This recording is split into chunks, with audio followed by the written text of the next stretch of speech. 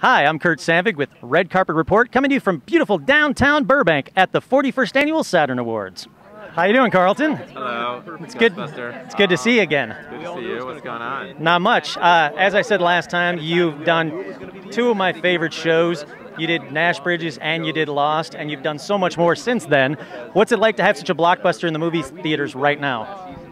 That was really an exciting bonus to do San Andreas. You know, I was super happy with the way Brad Payton directed the movie, and The Rock is an amazing guy, and I don't know, it's just kind of one of those dream scenarios. I mean, people struggle a lot in the movie business. There's a high failure rate, both in terms of developing projects and getting things made, and I felt really blessed that my screenplay was so well treated by the director, the actor, and the studio. You scared me into getting a lot of earthquake supplies, so you did a good job. Well, I met with a lot of these guys and did a bunch of research that scared me, and obviously the movie is wildly exaggerated, but at its core, it was really based on a lot of things that were told to me by earthquake experts, and it was just a question of sort of turning up the volume on some of those things. So what you're saying is, if I see, Carlton Cuse is heading for the hills, I should be heading for the hills. You should be running flat out for the hills. Yes, exactly.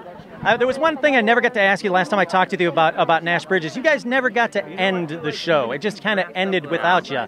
Was there something you would have liked to have done if they would have gave you the opportunity?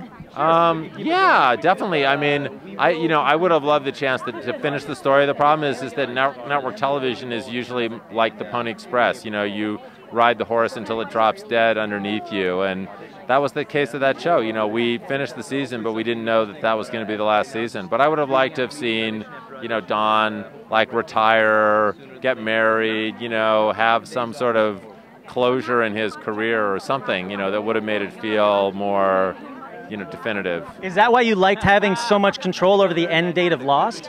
Oh, absolutely. I mean, we didn't want to have the show just sort of slink into irrelevance. So Damon and I fought really, really hard to have an end date. And it was a story with a beginning, middle, and end. I mean, a cop show like Nash Bridges, maybe you don't get closure, but it's not really a heavily serialized story. If Lost had no closure, that would have really been disappointing. I mean, some people might not have liked our ending, but at least we had an ending. No, I legitimately enjoyed the ending because it didn't answer all my questions. I didn't want them to be a wrap-up episode and just, all right, let me answer each question in time. Now, a lot of people, you get kind of a backlash 10 years later saying that you guys didn't have any plans the whole time.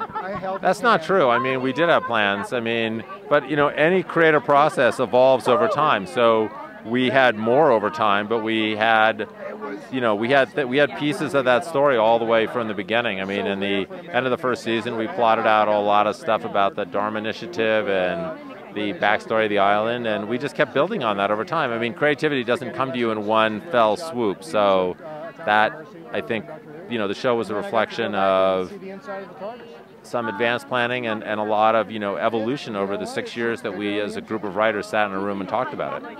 Well, thank you so much for talking to me. It's always been, thank you so much.